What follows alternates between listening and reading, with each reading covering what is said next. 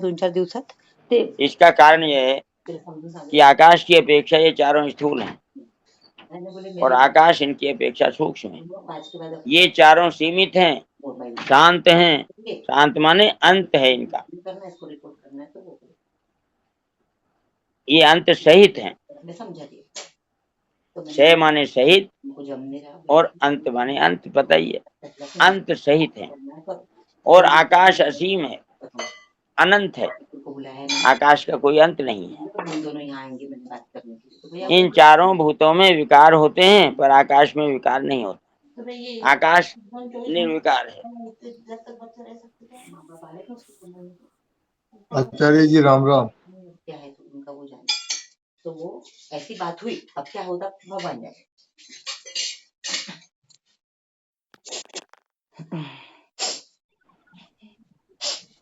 आकाश से उत्पन्न तो आकाश हो ही गया।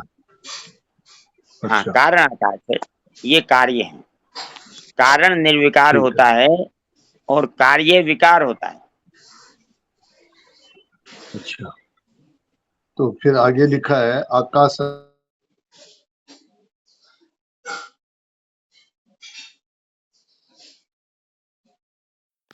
सब जगह ही व्यापक है। हाँ, आकाश सब जगह ऐसा भी ले व्यापक सकते हैं। है। ये भी तो चारों सब जगह ही हैं।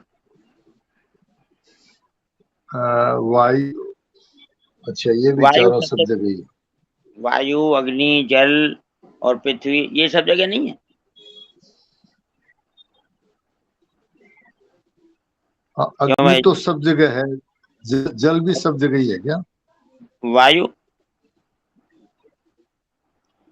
पहला नंबर तो वायु का आता है। ठीक है, वो सब जगह है। हाँ ठीक है।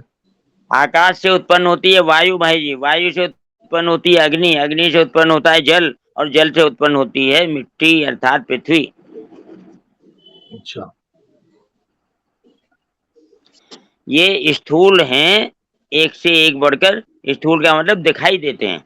जितनी पृथ्वी दिखाई देती है उतना जल दिखाई नहीं देता, छिपा रहता है पृथ्वी के नीचे। हाँ ठीक है वो। है तो ज्यादा लेकिन दिखाई कम देता है।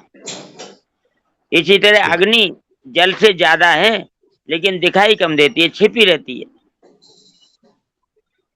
ठीक है। और वायु तो दिखाई नहीं देती। थोड़ा सा अच्छा लगेगा। अच्छा। वायु होती है, वायु सब जगह है। यथा आकाश स्थितो नित्यं वायु सर्वत्र गो महान तथा सर्वाणि भूतानि मत्थानि प्रधान, 9वें अध्याय के और 6ठे श्लोक में भगवान ने कहा। बिल्कुल ठीक है, यहाँ तक हो गया। पर ये चारों आकाश में व्यापक नहीं है। ये व्यापक नहीं है, ये व्याप्य है। व्याप्य का क्या अर्थ है? जैसे भाई जी, ये जो प्रकाश है, प्रकाश सब जगह व्यापक है। ठीक है।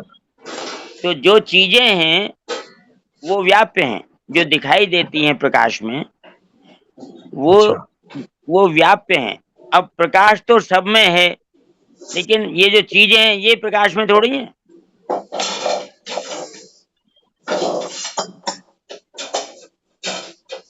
आप समझिए प्रणाम ये बात। आचार्य जी। हाँ जी, आकाश आकाश उसी को कह रहे हैं ना जो ऊपर है, आसमान, उसी को आकाश कहा गया क्या? आकाश बहन जी ऊपर नहीं, चारों तरफ सब जगह है, ऊपर नीचे जो खाली जगह है उसको। 10 दिशाओं में आकाश। ऊपर वाला आकाश आकाश नहीं है, वो केवल दिखाई देता है। वो आकाश जैसी कोई चीज नहीं है। तो यहाँ पे आकाश का मतलब क्या है? आकाश व्यापक है, सब में अनुस्यूत है, सब में घुसा हुआ है, सबके अंतर्गत है। प्रणाम आचार्य जी। ये हुआ ना कि इन चारों को आकाश ने धारण कर रखा है। किसने? ये चारों आकाश में है। दोबारा बोलो। ये चारों भूत पंचभूत है ना, तो आकाश ने इनको धारण कर रखा है। इन्होंने आकाश को नहीं धारण कर रखा है। आकाश से ये पैदा होते हैं। हाँ, तो जो जिससे पैदा होता है वो उसको धारण नहीं कर सकता। मतलब ये चारों आकाश में रहते हैं, मतलब आकाश से उत्पन्न होते हैं, आकाश में ही रहते हैं। हाँ, आकाश में रहते हैं और आकाश में ही विलीन हो जाते हैं। जी आचार्य जी प्रणाम। जी। पृष्ठ संख्या 866 पे पंचीकृत महाभूत का वर्गीकरण हम लोग सुन के अभी आए हैं। जी वहाँ टिप्पणी में दिया हुआ है कि कौन किसका कार्य है, कौन किसका कारण है। जी जी प्रणाम। जी प्रणाम। हरिओम जी, वो बात ठीक है आपकी, वहाँ दिया हुआ है। इतना याद नहीं रहता है तो ये पूछ लेते हैं ना, तो इसमें कोई हर्ज नहीं है। ठीक है, पूछना ठीक है, लेकिन इस बात का ध्यान जरूर हमको बना के रखना है कि जो जिसका कारण है वो उसमें घुस नहीं सकता, ये मोटी बात है। भाई जी, बात जैसे ये है कि कारण बड़ा होता है, कार्य छोटा होता है, ये एक सिद्धांत है। ठीक हाँ है, ये ये बात थोडीशी है। काही कमजोर दिसले हाँ, तर ये तो भी आपण ठीक आकाश है। आपण पुढे आकाश समजून चारों सांगू. चारों का आपण कारण है। पांढरपण आहे. गंध असेल ये तर चारों मिलकर भी आकाश के बराबर नहीं हो सकते। ठीक है, पर ये चारों आकाश में व्यापक नहीं है, ये प्रत्युत व्याप्य है। ये व्याप्य व्यापक, है जी। आप इस व्यापक शब्द को अच्छी तरह समझ लो। ये अब मेरे ख्याल में व्यापक शब्द समझ में नहीं आ रहा है। व्यापक शब्द बताइए। कहते हैं, जो बारीक चीज होती है वो सब में घुस जाती है। नहीं, और जो व्यापक का अर्थ तो समझ में आता है, जैसे भगवान है वो सर्वव्यापक है, सब जगह है भगवान, ऐसी कोई जगह नहीं है जहाँ भगवान नहीं है। ये भगवान की व्यापकता सबसे ज्यादा है, क्योंकि भगवान सबसे ज्यादा सूक्ष्म है। अब भगवान बिल्कुल की ठीक। व्यापकता को समझाने के लिए ही आकाश की व्यापकता बताई जा रही है।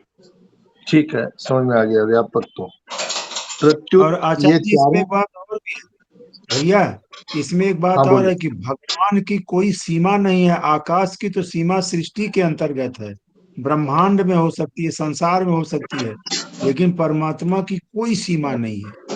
आकाश की ठीक सीमा है, ये है। तो सीमा रहित है। आकाश तो नाशवान भी है, जड़ है वो। हाँ जी, बिल्कुल बिल्कुल। भगवान की असीमता को बताने के लिए एक नमूना पेश किया गया आकाश। नमूना पेश करिए, बहुत ठीक है, ये बात ठीक है। ठीक है। प्रत्युत व्याप्य है, व्याप्य का अर्थ ठीक से बताइए। पर ये हाँ, चारों आकाश में व्यापक नहीं है, प्रत्युत व्याप्य है।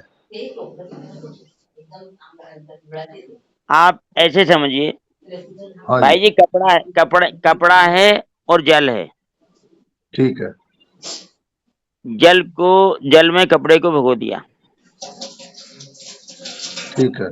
अब कपड़े के हर एक तंतु में जल पहुंच गया, हाँ जी। लेकिन जो तंतु है वो जल के हर एक कण तक नहीं पहुंच सकता।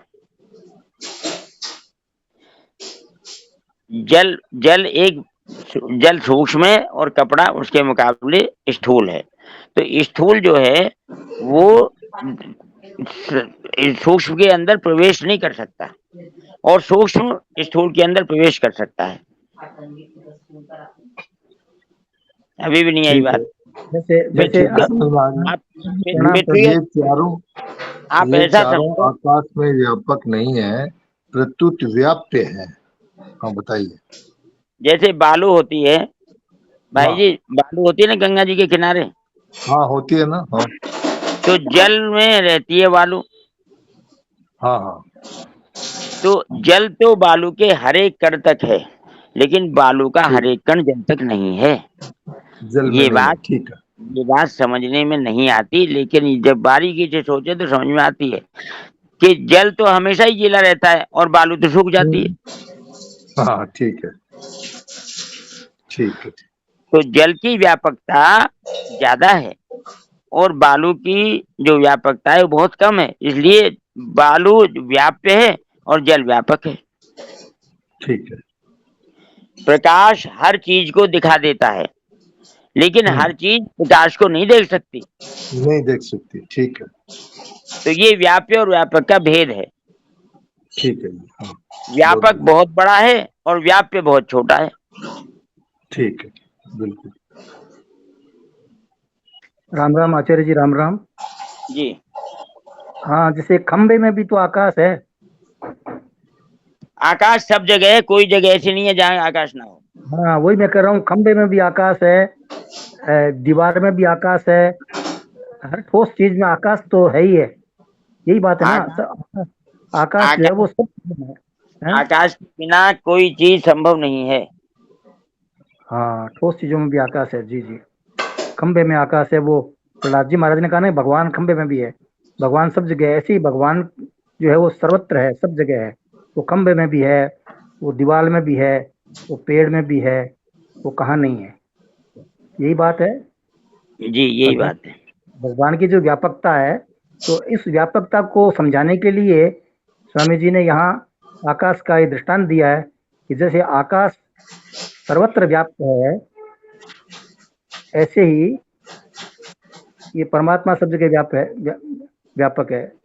अच्छा, तो आकाश के अंतर्गत सब कार्य होते हैं, लेकिन आकाश उनसे चिपकता नहीं, ये कहने का यहाँ तात्पर्य चल रहा है।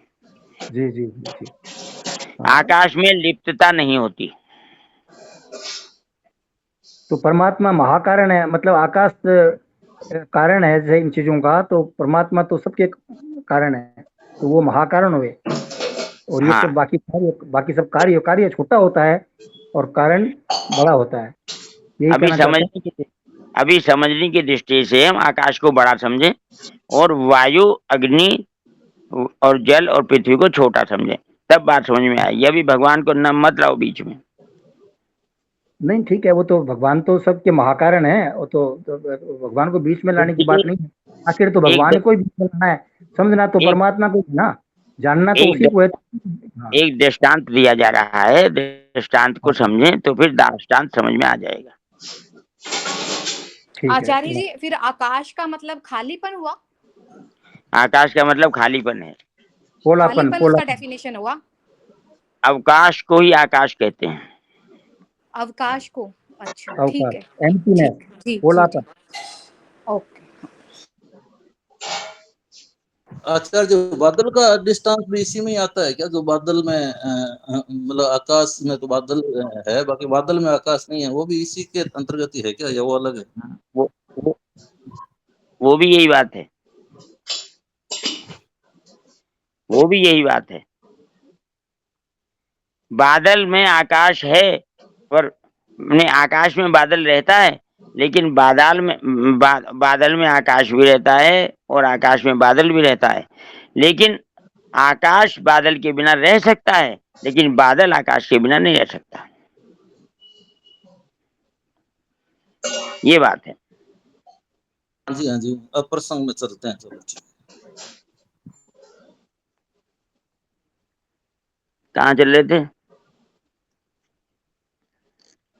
आगे चलना है।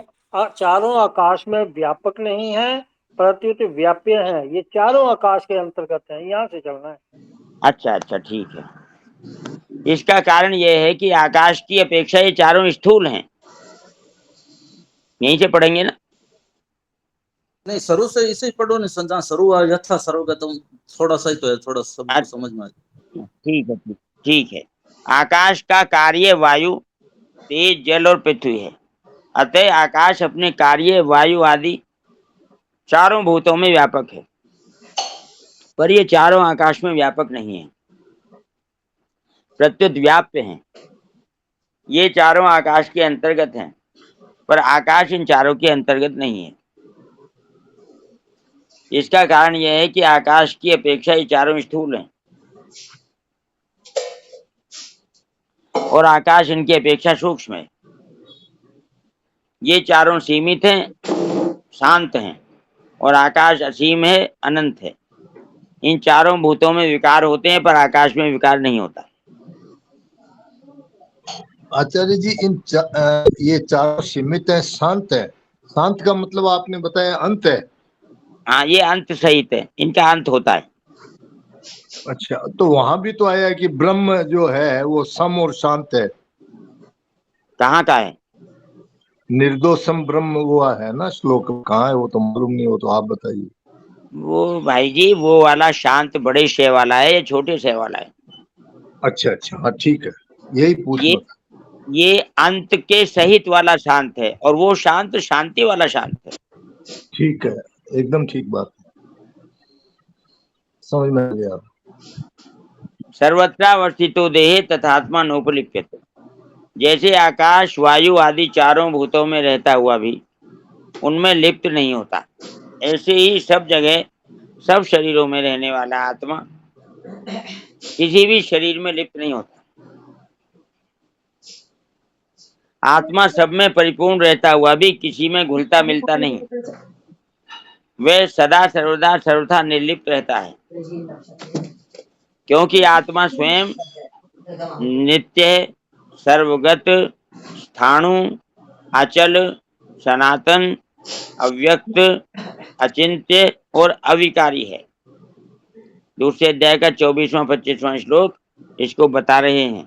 अच्छेद्यो यमदायो यमक्लिद्यो शोषेव च नित्य सर्वगत स्थाणु रचलो यम सनातन अव्यक्तो यम चिंत्यो यमविकारो मुच्यते तस्मादेवं विदित्वैनं नानुशोचितुमर्हसि। तथा इस अविनाशी आत्मा से यह संपूर्ण संसार व्याप्त है। अविनाशी आत्मा से ये संपूर्ण संसार व्याप्त है। आत्मा इन सब में व्यापक है। जैसे आकाश चारों भूतों में महाभूतों में व्यापक है, वैसे ही आत्मा भी संपूर्ण संसार में व्यापक है और संपूर्ण संसार आत्मा से व्याप्त है। तथा इस अविनाशी आत्मा से संपूर्ण संसार व्याप्त है। दूसरे अध्याय का 17वां श्लोक। अविनाशी तु तद्विद्धि येन सर्वमिदं ततं विनाशम अव्ययस्यास्य न कश्चित् कर्तुमर्हति। आचार्य जी, जैसे ये आत्मा सर्वव्यापक है, इसीलिए ये दृष्टांत दे के समझाया गया है कि आकाश भी सर्वव्यापक है, यही बात है। हाँ जी, आकाश की व्यापकता आत्मा की व्यापकता से बहुत छोटी है। हाँ ठीक है, ये बात बिल्कुल ठीक है। तो एक दृष्टांत तो हमेशा थोड़े में करके बता दिया है, जैसे नमूना बता देते हैं ना। हाँ हाँ हाँ हाँ, झालं आता, पण तरी मला पाहिजे गंज माझ्या दुधासाठी, तर ह्याला घासून घेऊन दे, या शरीराला घासून दे। आत्मा में अनंत ब्रह्मांड अनंत संसार है। माझं मनही नाराज आहे अंदरून, हे बघ डोळ्यातून पाणी टाक। इतना बड़ा है आत्मा। काय होणार काय? जितना बड़ा परमात्मा उतना ही बड़ा आत्मा है। आत्मा परमात्मा एक समान है तत्व से। इनकी व्यापकता में कोई अंतर नहीं है। ठीक। जितने परमात्मा व्यापक हैं उतनी ही आत्मा व्यापक है।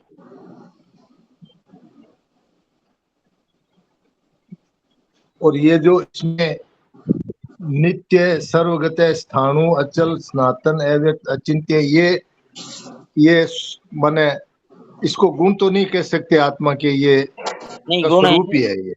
ये गुण ही गुण है। ये परमात्मा के और आत्मा के दोनों के गुण समान है। आपने रामायण में सुना होगा कि जीव के लिए तो आता है चेतन अमल सहज सुख राशि। हाँ जी। और परमात्मा के लिए आता है सत चेतन घन आनंद राशि। तो उसको इनको गुण माने क्या? वो तो स्वभाव, इनका तो स्वभाव ही ऐसा ही है। गुण तो आते जाते रहते हैं। ये गुण इनके ऐसे हैं जो आते जाते नहीं है, हमेशा रहते हैं। हाँ जी हाँ, ये आने जाने वाले नहीं है। बिल्कुल ठीक है। ये आप गुण मान के मान लो, विशेषता है ये। आचार्य जी, आने जाने वाले तो विकार हैं। हाँ, वो विकार होते हैं। हाँ, वो विकार होते हैं, गुण नहीं होते हैं। वो प्रकृति के गुण हैं। हाँ जी जी, वो विकार प्रकृति के हैं। हाँ जी। परिशिष्ट भाव, चिन्मय सत्ता एक ही है, पर अहमता के कारण वे अलग अलग दिखती है। अपरा प्रकृति के अंश अहम को पकड़ने के कारण यह जीव अंश कहलाता है।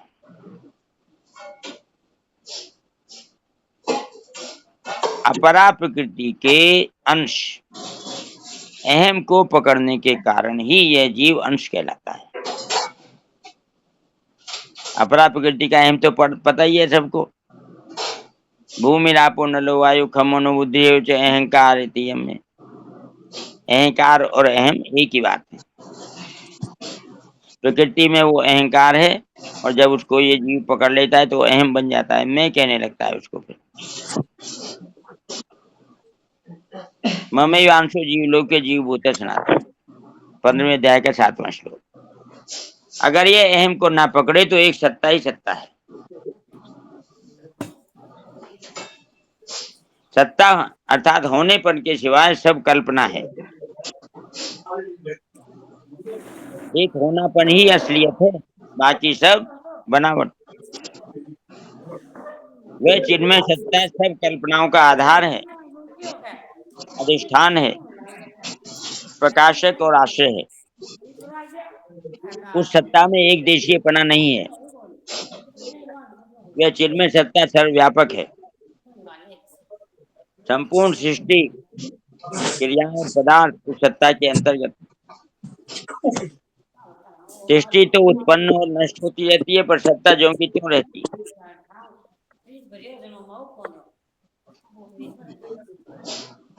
अब ये सत्ता में खो मत जाना, ये सत्ता आत्मा की चल रही है बात।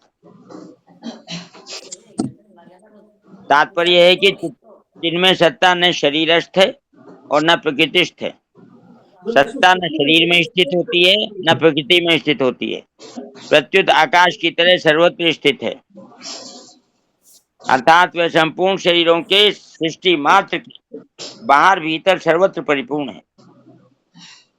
वह सर्वव्यापी सत्ता ही हमारा स्वरूप है और वही परमात्म तत्व है। भाई जी कह दिया नहीं? हाँ जी बिल्कुल ठीक। आत्मा परमात्मा की बात जो पूछी जा रही थी वो यहाँ स्पष्ट हो गई। हाँ ठीक। वह सर्वव्यापी सत्ता ही अर्थात आत्मा ही हमारा स्वरूप है और वही परमात्म तत्व है। तात्पर्य है कि सर्वदेशीय सत्ता एक ही है। वही योगियों का योग है, वही ज्ञानियों का ज्ञान है और वही भक्तों का भगवान है। साधक का लक्ष्य निरंतर उस सत्ता की तरफ ही रहना चाहिए।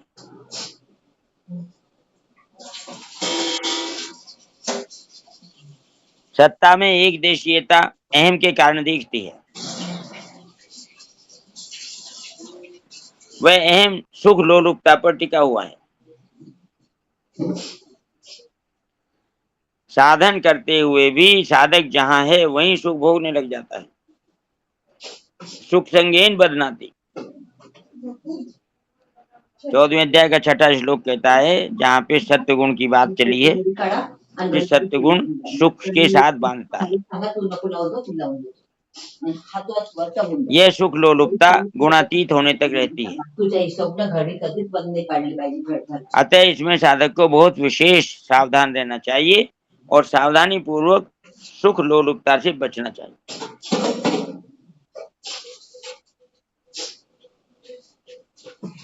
ये पहला उदाहरण था भोक्तृत्व के निषेध का और दूसरा उदाहरण है कर्तृत्व के निषेध का। आत्मा में भोक्तापन नहीं है, ये सिद्ध हुआ। आत्मा में कर्तापन भी नहीं है, ये अगले श्लोक में सिद्ध होगा। आचार्य जी, साधन करते हुए भी साधक जहाँ रहता है वहीं सुख भोगने लग जाता है, मतलब इसमें भी भाई उसको क्या अभिप्राय थोड़ा वो क्लियर कर दो। भाई जहाँ साधन करता है तो उसको ये लगता है भाई जैसे कि तब होंगे तो कमरा अच्छा मिल जाए, ये यही सुख भोगना हो गया क्या साधन करते? अब गीता भवन को छोड़ो, साधक संजीवनी पढ़ रहे हैं, ये साधन है कि नहीं? हाँ साधक संजीवनी पढ़ते हुए सुख भोग रहे हैं या नहीं, बताइए। हाँ या ना में जवाब। हाँ है बात तो है जी। हाँ जी, साधक संजीवनी पढ़ते हुए सुख भोग हो रहा है या नहीं? हाँ ना में हो रहा जवाब। है, हो रहा है। तो यही बात है।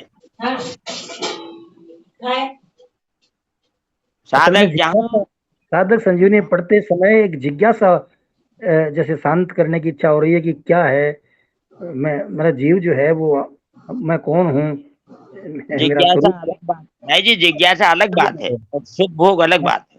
हाँ, पर उसमें आनंद तो आता ही है क्योंकि वो सत्य का संग रहने से। लेकिन आपका मतलब है कि सत्य का संग करने में भोग नहीं करना है, इसका भोग करने में नहीं अटक। आप अभी बात समझे ही नहीं। आप बोलिए, समझाइए आप आचार्य ठीक से समझो। हाँ जी, एक बार सुख भोग क्या है पहले इसके ऊपर विचार करो। सुख भोग क्या होता है? साधक संजीवनी सुनते हुए अच्छा लग रहा है, ये सुख भोग हुआ।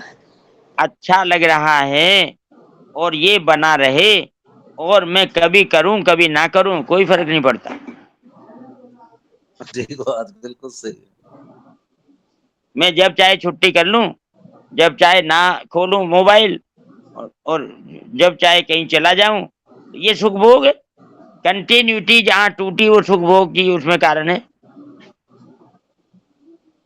ये सुख दोनों तरफ को चलता है, करने में भी और ना करने में भी। वो आचार्य जी मजबूरी नहीं होती क्या? मजबूरी हो गई कोई कारण से? मजबूरी तो सुख भोग है, और क्या है। अच्छा अच्छा अच्छा। आचार्य जी, आचार्य जी, आचार्य जी, इसको हमने तो ऐसे मान रखा है कि परमात्मा तत्व की पिपासा है, इसलिए सुन रहे हैं। नियम पालन में कोताही सुख भोग के कारण है।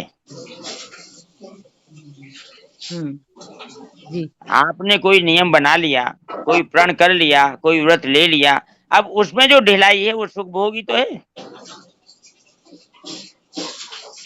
आचार्य जी, कल जैसे गीता जी का पाठ हुआ पूर्णिमा के दिन, तो 12 भाई बहन नाम उठा के नहीं जुड़े उसमें, 12 जन। ये सुख भोग था। जबकि सुरेश जी, हाँ, जबकि सुरेश जी ने अनेक बार कहा, और समाज उसमें व्हाट्सएप में भी डाला, उसमें टेलीग्राम में भी, फिर भी 12 आदमी नहीं जुड़े। और न उन्होंने कारण बताया कि हमारे कोई काम हो गया। हाँ कह के ना करना भाई जी, हाँ एक बार हाँ करके फिर ना कहना, ये सुख भोग का कारण होता है। ठीक है, इसीलिए ये चर्चा चलाई है। कई आचार्य जी कहते हैं भूल गए, तो ये भी सुख भोग ही है क्या? और क्या झूठ बोल रहे हैं? भूलना क्या होता है? भूल गए मतलब इसका महत्व नहीं है फिर बिल्कुल भी। जिस बात को आपने स्वीकार किया उसे भूल कैसे जाएंगे? इसका मतलब उससे अच्छी चीज कोई आपके सामने आई तो आपने इसे हटा दिया, उसे पकड़ लिया। हाँ, ये बात है, बिल्कुल इसका महत्व कम कर दिया बस। नारायण आचार्य जी, जैसे कभी कभी नेटवर्क काम नहीं करता, तो उस टाइम में हम अपने आप स्वाध्याय करके कर सकते हैं ना उसकी जगह? वो बात अलग है दीदी, वहां पे ये बात लागू नहीं नहीं कर सकते हैं ना, जैसे वो सुख भोग नहीं हुआ ना फिर अगर हम कर लेंगे तो? भोग नहीं हुआ, वो सुख भोग नहीं है। साधन करते हुए भी साधक जहां है वहीं शुभ होने लग जाता है। आपका नेटवर्क अगर नहीं है तो आप खुद पढ़िए, इंडिविजुअल अपने आप व्यक्तिगत रूप से पढ़ लीजिए, और जब दोबारा जुड़े तो फिर अपनी शंकाएं अगर हैं तो उनको क्लियर कर लीजिए। तो आचार्य जी उसको है क्या उसमें कि मैं सुख भोग रहा हूँ भाई, ये तो सुख भोगने लग जाता है, उसकी दृष्टि उस दर सुख भोगता है इसलिए जाती नहीं है, या क्या कारण है उसको? मैं तो नहीं दे रहा है। सुख भोगने की जन्मजात प्रकृति है इस जीव की, इसको रोकना है, इसको छोड़ना है, तभी तो मुक्ति होगी। सुख भोग के कारण ही तो बंधन में पड़ा है। जब भी आचार्य जी कहा है संतों ने, सुख के ऊपर सिल पड़े। हाँ, नाम हृदय से जाए।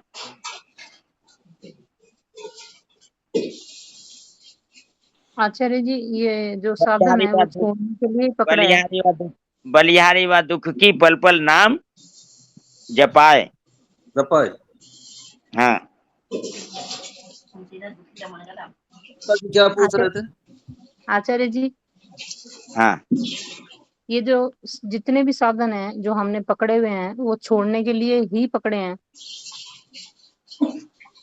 हमें तो पता नहीं आपने काहे के लिए पकड़े, आप बताओ।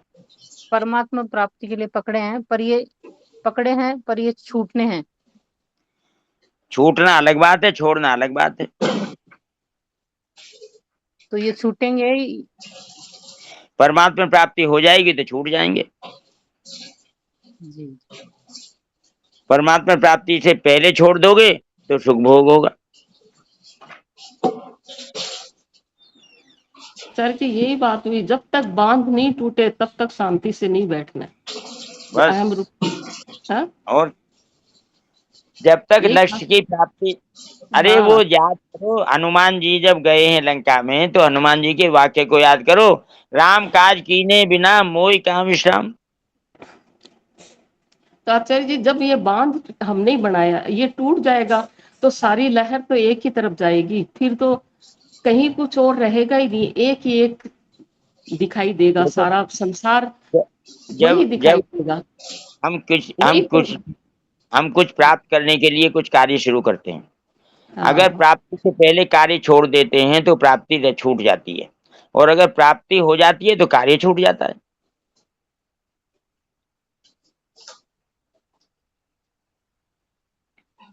इसलिए हमारा कर्तव्य है कि प्राप्ति हमारा उद्देश्य है, जब तक उद्देश्य की प्राप्ति ना हो तब तक छूटना नहीं चाहिए।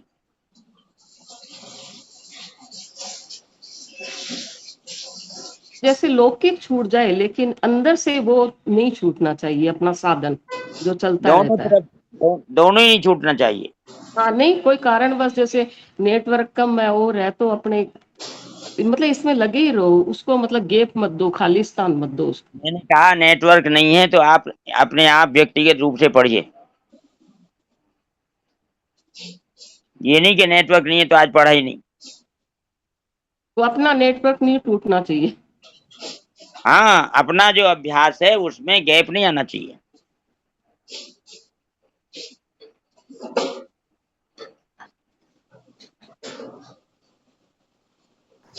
राम राम तो आचार्य जी। वो कुछ नहीं आता है कि करोड़ काम बिगड़े तो भी प्रभु का भजन करना चाहिए, लाख काम हो तो ये कोटिम त्यक्त्वा हरिम स्मरेत, हजारों काम छोड़कर भगवान का स्मरण करना चाहिए। भगवान का स्मरण सबसे ऊपर है, उसके सामने कुछ भी जरूरी नहीं है, सब गैर जरूरी है।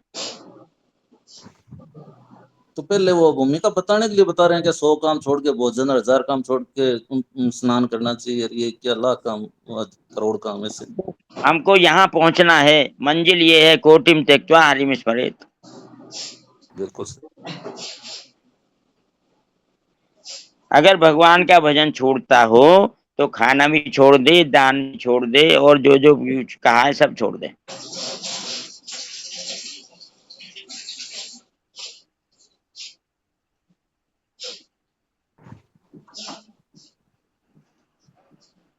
अगला श्लोक।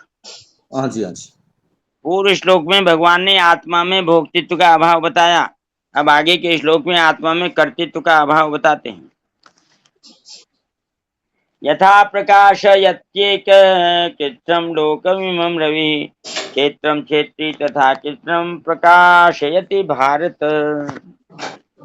प्रश्न संख्या 912। हे भरतवंशोद्भव अर्जुन, जैसे एक ही सूर्य इस संपूर्ण संसार को प्रकाशित करता है, ऐसे ही क्षेत्रज्ञ अर्थात आत्मा संपूर्ण क्षेत्र को प्रकाशित करता है। व्याख्या। यथा प्रकाशयते कृत्रिम लोकमिमं रवि, नेत्रों से देखने वाले इस संपूर्ण संसार को, संसार के मात्र पदार्थों को एक सूर्य ही प्रकाशित करता है, और संसार की सब क्रियाएं सूर्य के प्रकाश के अंतर्गत होती हैं। परंतु सूर्य में मैं सबको प्रकाशित करता हूं, ऐसा कर्तृत्व तो नहीं होता। जैसे सूर्य के प्रकाश में ही ब्राह्मण वेद पाठ करता है और शिकारी पशुओं को मारता है, पर सूर्य का प्रकाश वेद पाठ और शिकार रूपी क्रियाओं को करने वालों में करवाने में कारण नहीं बनता।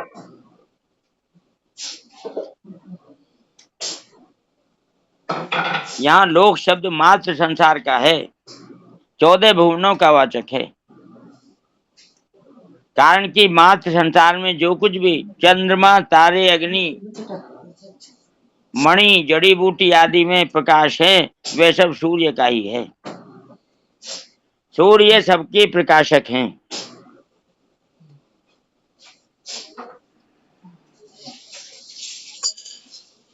क्षेत्रम क्षेत्री तथा कृष्णम प्रकाशयति भारत। सूर्य की तरह एक ही क्षेत्री अर्थात क्षेत्रज्ञ आत्मा संपूर्ण क्षेत्रों को प्रकाशित करता है। अर्थात सब क्षेत्रों में करना करवाना रूप संपूर्ण क्रियाएं क्षेत्री के प्रकाश में ही होती हैं, परंतु क्षेत्री उन क्रियाओं को करने करवाने में कारण नहीं बनता।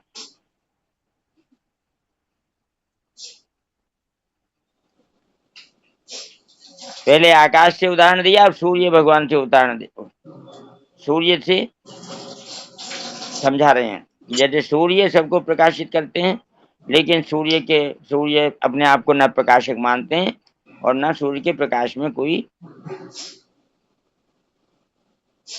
व्यवधान ही पड़ता है। ऐसे ही आत्मा सबको प्रकाशित करता है। आत्मा के कारण ही सब कार्य होते हैं। संपूर्ण जीवों में जितनी क्रियाएं हैं वो सब आत्मा उनमें कारण है होने में, लेकिन आत्मा उनका कारण नहीं बनता। आचार्य जी, जैसे आत्मा सबका प्रकाशक है, हाँ जी, और सब प्रकाश्य है। हाँ जी, ऐसे ही वहाँ बताया है क्या आकाश वो सर्वव्यापक है और सब व्याप्य है, वो ये एक ही बात है? हाँ, एक ही बात है। प्रकाशक प्रकाश्य और व्यापक व्याप्य एक ही बात है। व्याप्य, हाँ ठीक है, सुनिए ठीक।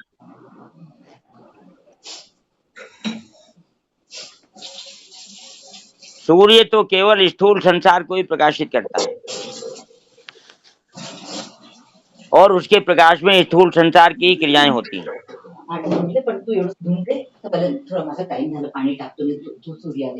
पर क्षेत्री केवल स्थूल क्षेत्र संसार को ही प्रकाशित नहीं करता, प्रत्युत स्थूल सूक्ष्म और कारण तीनों क्षेत्रों को प्रकाशित करता है तथा उसके प्रकाश में स्थूल सूक्ष्म और कारण तीनों शरीरों की संपूर्ण क्रियाएं होती हैं। यहाँ क्षेत्रज्ञ कोई क्षेत्री कहा गया है। हाँ, क्षेत्रज्ञ क्षेत्री कहा गया है। ठीक।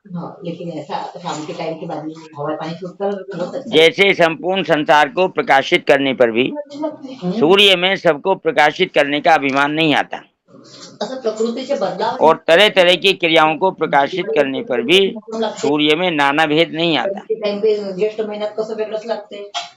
ऐसे ही संपूर्ण क्षेत्रों को प्रकाशित करने में उनको सत्ता स्फूर्ति देने पर भी क्षेत्री में अभिमान अर्थात कर्तृत्व नहीं आता और तरह तरह की क्रियाओं को प्रकाशित करने पर भी क्षेत्री में नाना भेद नहीं आता। वह क्षेत्री सदा ही ज्यों का त्यों निर्लिप्त और असंग रहता है। कोई भी क्रिया तथा वस्तु बिना आश्रय के नहीं होती और कोई भी प्रतीति बिना प्रकाश के बिना ज्ञान के नहीं होती। क्षेत्री संपूर्ण क्रियाओं वस्तुओं और प्रतीतियों का आश्रय और प्रकाशक है।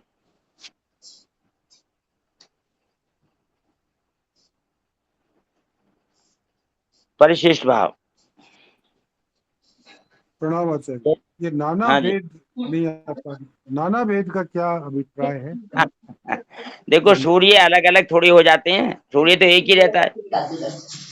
अच्छा, ये वहाँ अनेक प्रकार के अमेरिका में निकल रहा है, भारत में निकल रहा है, चीन में निकल रहा है, तो अलग अलग थोड़ी है, एक ही है। अच्छा, बिल्कुल।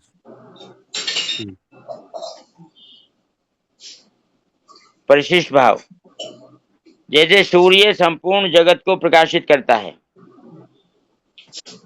दृश्य मात्र को प्रकाशित करता है और उसके प्रकाश में संपूर्ण शुभ अशुभ क्रियाएं होती हैं, पर सूर्य उन क्रियाओं का न तो कर्ता बनता है न भोक्ता ही बनता है। ऐसे ही स्वयं संपूर्ण लोकों के सब शरीरों को प्रकाशित करता है और उनको सत्ता स्फूर्ति देता है, पर वास्तव में स्वयं न तो कुछ करता है और न ही लिप्त होता है। अर्थात उसमें न कर्तृत्व आता है न भोक्तृत्व। तात्पर्य है कि स्वयं में प्रकाशकत्व का अभिमान नहीं है।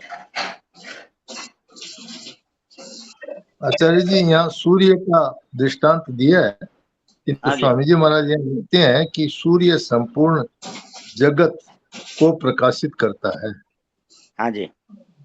और आत्मा सब लोगों को लिखा है हाँ हाँ और सब लोगों के सब शरीरों को हाँ प्रकाशित जी। करता तो आप देखो ना कि कितना विस्तार ज्यादा हो गया। है। बिल्कुल। सूर्य एक ही लोक में है और हाँ। आत्मा सब लोकों में है। पहिले तर तू काय करणार? भांडे मांडले का? तू काय करणार आहे घरी? सूर्य एक लोक को प्रकाशित करता है और आत्मा संपूर्ण लोकों को प्रकाशित करता है।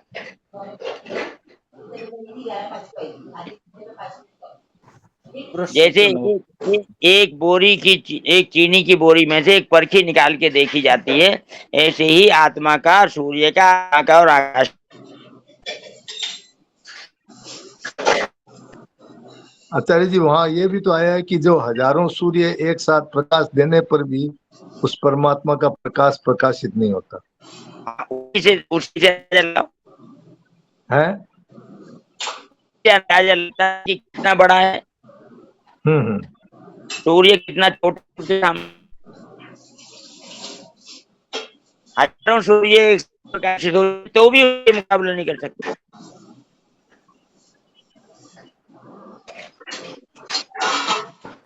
आचार्य जी प्रणाम। ये भगवान जो है या परमात्मा प्रकाशक है और सूर्य प्रकाश से है, ऐसा कह सकते हैं क्या? हाँ, ऐसा कह सकते हैं। अच्छा, और आत्मा जो है आत्मा प्रकाशक है और सूर्य प्रकाश से है। बिल्कुल यही बात है जी, ठीक है, बहुत अच्छा। पढ़ा ना, यदादित्यम तेजो जगत भास्यते खिलम चंद्रमा चाग्न तेजो दीपकम। सूर्य को प्रकाश देने वाला तो परमात्मा है। जी जी, बिल्कुल बिल्कुल सही।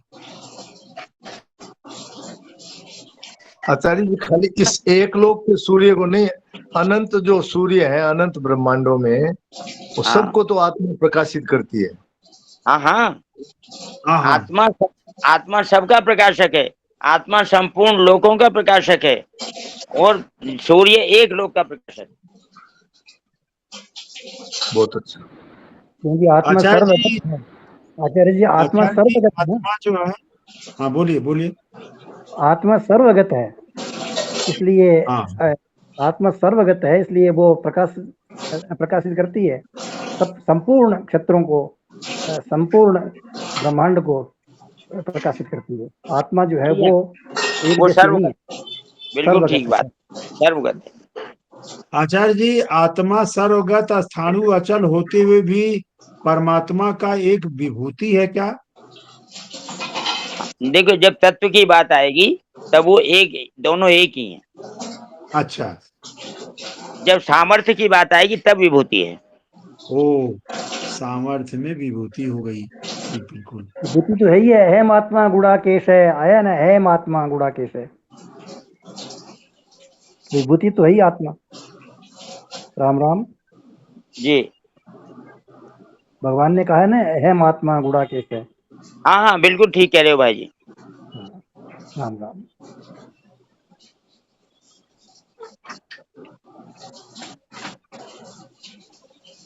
आचार्य जी ये बात बहुत ठीक बताई कि सामर्थ्य में आत्मा और परमात्मा एक नहीं है, परंतु तत्व की दृष्टि से दोनों एक है। बिल्कुल, दोनों में कोई अंतर नहीं।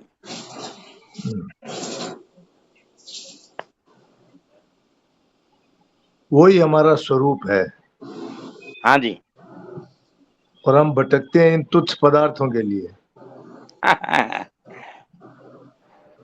आगे पढ़ते हैं भाई जी। करने की जिम्मेवारी उसी पर होती है जो कुछ कर सकता है। जैसे कितना ही चतुर चित्रकार हो, बिना सामग्री के रंग ब्रश आदि के वह चित्र नहीं बना सकता। ऐसे ही पुरुष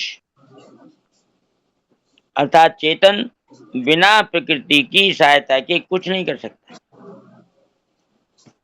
अतः पुरुष पर कुछ करने की जिम्मेवारी हो ही नहीं सकती। यह सबका अनुभव है कि शरीर के बिना हम कुछ कर सकते ही नहीं। इसलिए कुछ ना कुछ करने में ही शरीर का उपयोग है। अगर हम कुछ भी न करना चाहें तो शरीर का क्या उपयोग है? कुछ भी उपयोग नहीं है। अगर हम कुछ भी देखना ना चाहें तो आंख हमारे क्या काम आई? कुछ भी सुनना ना चाहें तो कान हमारे क्या काम आया? स्थूल क्रिया करने में स्थूल शरीर काम आता है, चिंतन ध्यान करने में सूक्ष्म शरीर काम आता है, स्थिरता समाधि में कारण शरीर काम आता है। समाधि और व्युत्थान दोनों कारण शरीर में होते हैं। कारण शरीर से संबंध विच्छेद होने पर सहज समाधि अथवा सहजावस्था होती है। अगर कुछ ना करें तो तीनों शरीर हमारे काम क्या आए? अगर कुछ ना करें तो तीनों शरीर हमारे क्या काम आए? शरीर और उसके द्वारा होने वाली क्रियाएं संसार के ही काम आती हैं। हमारा स्वरूप चिन्मय सत्ता मात्र है, अतः उसके लिए शरीर और उसकी क्रियाएं कुछ काम नहीं आती। चिन्मय सत्ता मात्र में कोई कमी नहीं आती, वह सर्वथा पूर्ण है। अतः हमारे को अपने लिए कुछ नहीं चाहिए। चिन्मय सत्ता के सिवाय दूसरा कोई है ही नहीं, क्योंकि सत्ता एक ही हो सकती है, दो नहीं। अतः हमारे को किसी साथी की जरूरत नहीं है। इस प्रकार न तो क्रिया के साथ संबंध है अर्थात कर्तृत्व है, प्रश्न संख्या 913, और न अप्राप्त वस्तु के साथ संबंध है अर्थात कामना। ना तो कर्तृत्व हो और ना कामना हो, ना प्राप्त के साथ संबंध हो ना अप्राप्त के साथ संबंध हो। अप्राप्त के साथ संबंध को कामना कहते हैं और प्राप्त के साथ संबंध को कर्तृत्व कहते हैं। और न प्राप्त वस्तु के साथ संबंध हो अर्थात ममता हो तो प्रकृति के साथ तादात्म्य नहीं रहेगा। ये तीन चीज ही तादात्म्य में कारण है, कर्तृत्व, कामना और ममता। अहमता, कामना और ममता। प्रकृति से तादात्म्य न रहने पर प्रकृति में क्रिया तो रहेगी पर कर्ता और भोक्ता कोई नहीं रहेगा। इसी अध्याय का 29वां श्लोक। प्रकृत्यैव च कर्माणि क्रियमाणानि सर्वशः यः पश्यति तथात्मानं मकर्तारं च पश्यति। नारायण नारायण नारायण नारायण नारायण।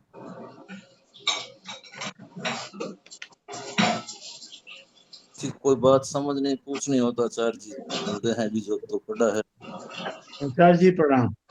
राम तो जी राम। बीमारी वहीं से शुरू हो गई जहां इसने मैं माना। हाँ, था तो हवेली का पूरा मालिक, लेकिन 2 कोठरी लेकर के ये छोटा मालिक बन गया। तो तात्पर्य यह है कि 31वें श्लोक की व्याख्या अगर समझ में आ गई तो ये 32-33 जो है उसके सपोर्ट के लिए बहुत अच्छे ढंग की बात है। हाँ, ये उसको समझा रहे हैं। हाँ, ये दोनों कर्तृत्व भोक्तृत्व के लिए आकाश और कर्तृत्व के लिए सूर्य, ये दोनों दृष्टांत है एक प्रकार से 31 के न करोति न लिप्यते के सपोर्ट में ये दोनों श्लोक हैं जी। हाँ जी। किसी भाई बहन को प्रश्न हो तो जरूर रखिए, क्योंकि आपके पूछने से दूसरे का भी भला होता है। राम राम आचार्य जी।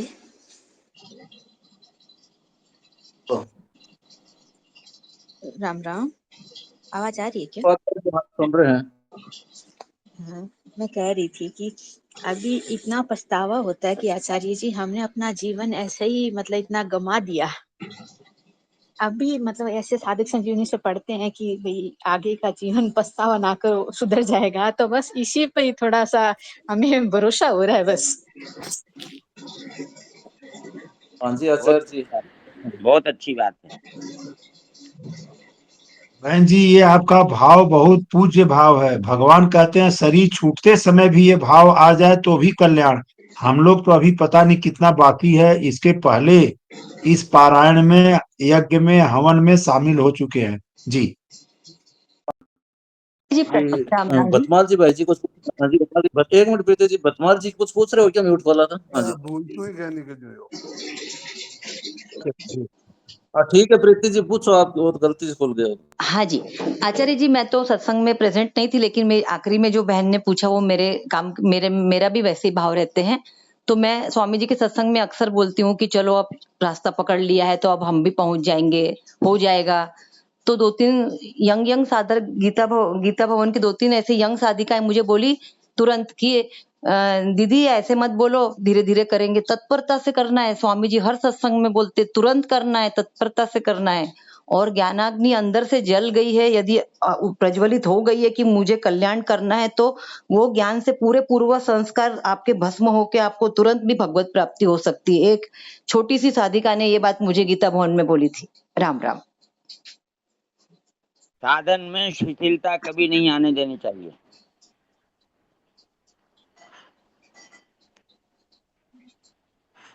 तो आचार्य जी हो जैसे ऐसे हमको राह नहीं देखनी पड़ेगी, यदि हमारी जिज्ञासा तेज रहेगी तो तुरंत कल्याण इस जन्म में भी हो सकता है। इस जन्म में ही होगा। पेड़ जिनका था दूसरे जन्म को निमंत्रण मत देना भूल से। जी वो जय दयाल जी गोयनका जी के कोई सत्संग में मैंने सुना था कि अब ये आखिरी ही जन्म है, अब हमको कोई संकल्प ही नहीं करना है किसी भी तरीके का, हमको मनुष्य और जन्म नहीं लेना है, बस ऐसे मैंने भी सुना है। किसी भाई बहन को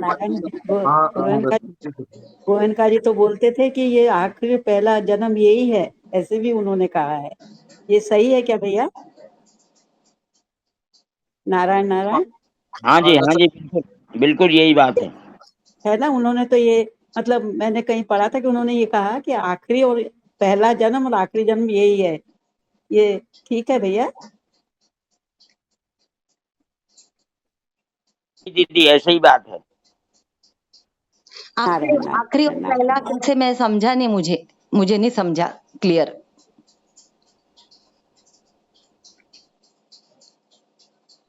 अगर आप जीवन मुक्त हो जाते हैं तो ये आखिरी जन्म हो गया, नहीं होते हैं तो पहला हो गया। नहीं होते हैं तो पहला मतलब फिर जन्मेंगे तो वो पहला जन्म गिना जाएगा, ऐसा समझा नहीं, अभी भी नहीं समझा। यहाँ से ही शुरू होती है, यहीं पे खत्म होती है बात जी। मनुष्य जन्म से ही जन्म मरण का सिलसिला शुरू होता है और मनुष्य जन्म पे ही खत्म होता है। तो अभी ज्ञान हो गया तो जीते जी जीवन मुक्त हो गई, ये तो मुझे समझा, लेकिन पहला जन्म नहीं हुए यदि अगर नहीं हुए, अगर आपने जन्म मरण को नहीं छोड़ना चाहा जी, और जन्म में मरने में आपको रुचि है, सुख है, तो ये पहला जन्म हो गया। इससे 84 लाख योनियां और आगे जाएंगी। अच्छा, जो जी रहे वो पहला काउंट हो गया, ऐसे अभी समझा मुझे। आचार्य जी कितनी गुड़ बातें समझा देते हैं आप छोटी सी बात में, बहुत धन्यवाद, प्रणाम।